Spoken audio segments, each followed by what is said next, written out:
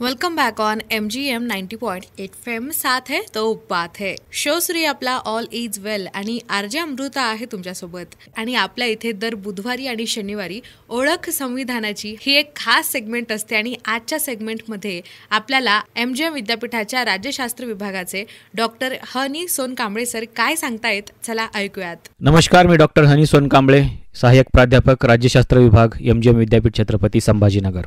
ओळख संविधानाची या कार्यक्रमामध्ये मी आपल्या सर्वांचं मनपूर्वक स्वागत करतो. आजच्या या भागामध्ये आपण भारतीय संविधानाचा 6वा मसुदा समजून घेणार आहोत.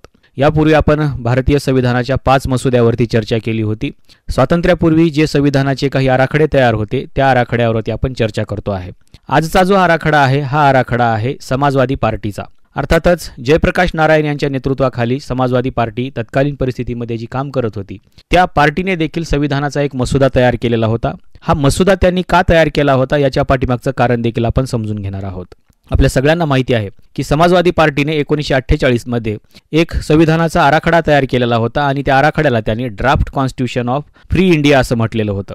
हा आराखडा जर आपण बघितला तर हा आराखडा एकूण 22 प्रकरणामध्ये विभागलेला होता आणि हा आराखडा एकूण 56 पानांचा होता. याच्यामध्ये जवळपास 318 कलमांचा समावेश होता. या संविधानाचा जो मसुदा आहे हा मसुदा का तयार करावा लागला किंवा या मसुद्याची नेमकी गरज का भासली याची देखील चर्चा आपल्याला या एपिसोडमध्ये करणं गरजेचं आहे. खरं तर ज्या स्वातंत्र्यापूर्वी ज्या प्रांताच्या निवडणुका होत होत्या त्या प्रांतिक निवडणुका लक्षात घेऊन अशा प्रकारचा ड्राफ्ट तयार केलेला होता.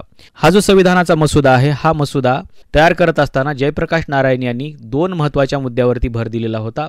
एक म्हणजे आर्थिक आणि दुसरा म्हणजे समाजवादी.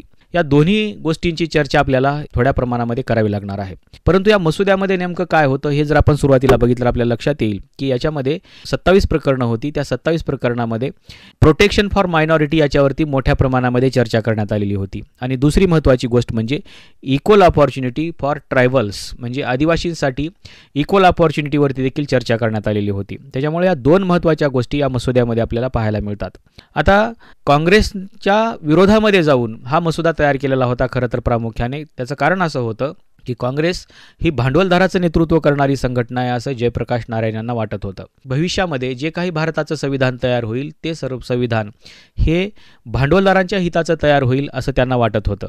1928ला काँग्रेसच्या माध्यमातून जो रिपोर्ट सादर करण्यात आलेला होता ज्याला आपण नेहरू कमिटी रिपोर्ट असं म्हटलेलं होतं त्या रिपोर्टमध्ये 2 गोष्टी गहाळ होत्या असं जयप्रकाश नारायण यांचं म्हणणं होतं. त्यातली एक म्हणजे आर्थिक बाबींचं नियोजन आणि दुसरं म्हणजे याच्यामध्ये कुठल्याही प्रकारची समाजवादी तत्व नाहीत असं त्यांना वाटत होतं. आणि म्हणून त्यांनी या काँग्रेसच्या विरोधामध्ये जाऊन हा मसुदा तयार केलेला होता. या मसुद्याचं प्रामुख्याने ध्येय काय होतं तर भारतामध्ये एक समाजवादी व्यवस्था निर्माण करणं हे त्याचं ध्येय होतं. आणि समाजवादी व्यवस्था निर्माण झाली तरच इथल्या आर्थिक प्रश्न मिटतील आणि आर्थिक प्रश्न मिटले तरच इथले सामाजिक आणि राजकीय प्रश्नही मिटतील असं समाजवाद्यांना वाटत होतं.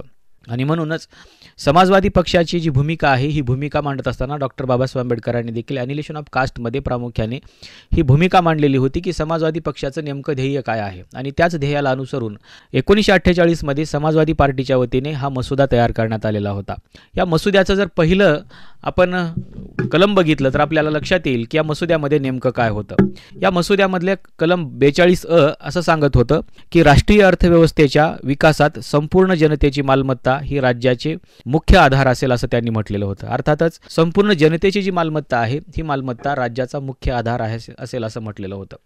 समाजवाद्यांना असं वाटत होतं की भारतामधले जे सामाजिक प्रश्न आहेत किंवा भारतामधले जे राजकीय प्रश्न आहेत हे प्रश्न फक्त आर्थिक विषमता असल्यामुळे आहेत असं त्यांचं मत होतं. आणि म्हणून आर्थिक समता जर इथे प्रस्थापित झाली तर सामाजिक आणि राजकीय कोणतेही प्रश्न इथे राहणार नाहीत असं त्यांचं म्हणणं होतं.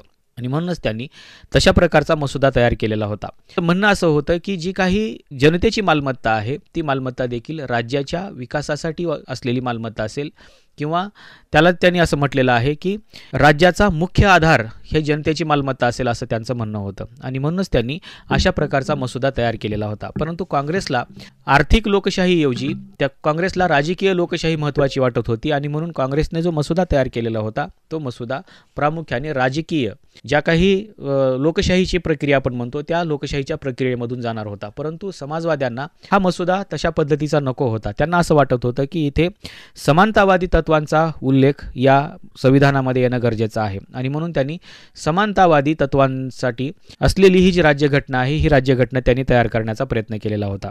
आपण जर बघितलं तर हा मसुदा केवळ 56 पानांचा आहे, परंतु याच्यामध्ये 318 कलमं आहेत. म्हणजेच काय तर अतिशय छोटी छोटी कलमं या संविधानाच्या मसुद्यामध्ये आपल्याला पाहायला मिळतात, परंतु हे 27 प्रकरणामध्ये विभागलेले देखील आहेत. आणि प्रामुख्याने याच्यामध्ये ट्रायबलला जे काही अपॉर्च्युनिटी देणं गरजेचं आहे किंवा त्यांना जे मुख्य प्रवाहामध्ये सामावून घेणं गरजेचं आहे त्याच्यावरती प्रामुख्यानं हा मसुदा भाष्य करतो. आणि म्हणून हा मसुदा एक महत्त्वाचा मसुदा देखील म्हणून आपण लक्षात घेऊ शकतो. महत्त्वाची गोष्ट म्हणजे या मसुद्यामध्ये आणखीन एक महत्त्वाची गोष्ट होती, त्यांनी डायरेक्टली जे काही मसुदा तयार केलेला होता किंवा या मसुद्यामध्ये जे पहिलं कलम लिहिलेलं होतं त्या पहिल्या कलमामध्ये त्यांनी थेट संविधान कशा प्रकारचं असेल याचा उल्लेख त्यांनी मसुद्यामध्ये तयार आलेला होता.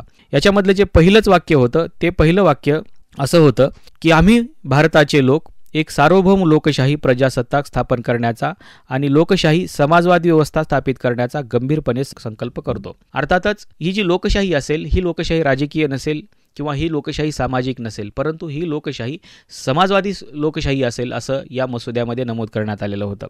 तुम्ही जर या संविधानाचा इंट्रोडक्शन काढून बघितलं तर त्याच्यामध्ये देखील तुम्हाला अशा प्रकारचं उल्लेख आपल्याला पाहायला मिळेल आणि त्याची जी प्रस्तावना आहे त्या प्रस्तावनेमध्येच त्यांनी समाजवादी लोकशाहीचा उल्लेख केला आपल्याला पाहायला मिळेल. आणि म्हणून हा एक मसुदा स्वातंत्र्यापूर्वी एक समाजवादी लोकशाही मांडणारा मसुदा म्हणून पुढे आलेला आपल्याला पाहायला मिळतो. हा मसुदा देखील इतर मसुद्यांसारखाच थोडासा मागे पडला, परंतु याच्यामधली काही तत्त्व प्रामुख्याने महत्त्वाची होती आणि त्याचा देखील विचार संविधान सभेने नंतरच्या कालखंडामध्ये केलेला आपल्याला पाहायला मिळतो. आजच्या या एपिसोडमध्ये आपण समाजवादी पार्टीने 1948 साली तयार केलेल्या draft constitution of the Indian Republic या मसुद्यावरती आपण चर्चा केलेली आहे. आजच्या या भागामध्ये आपण इथेच थांबूया. पुन्हा भेटूया एका दुसऱ्या भागामध्ये. आत्ताच आपल्याला MGM विद्यापीठाच्या राज्यशास्त्र विभागाचे डॉक्टर हनी सोन कांबळे यांनी ओळख संविधानाची या स्पेशल सेगमेंटमध्ये खूप महत्त्वाच्या गोष्टी सांगितल्या. Thank you so much sir. तुम्ही मात्र कुठे जाऊ नका, इथेच थांबाने ऐकत रहा MGM 90.8 FM. साथ है तो बात है.